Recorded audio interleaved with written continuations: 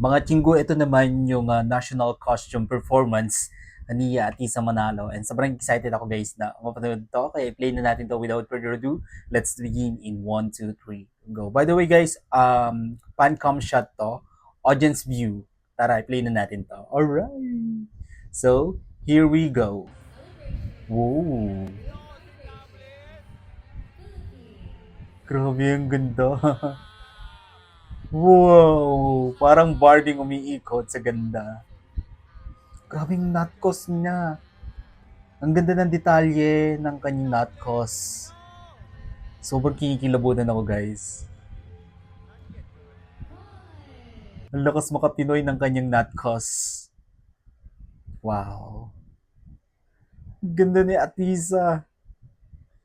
Laban na laban, no? Love it. Masterpiece na naman yung kanyang national costume. Ooh. Ganda.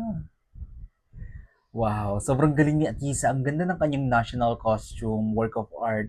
Every small detail sa kanyang nutcos, lalong-lalo na dito sa pinaka baba ng kanyang national costume.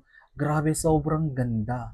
'Di ba? Work of art yung kanyang national costume at grabe, ang lakas makapinoy, 'di ba?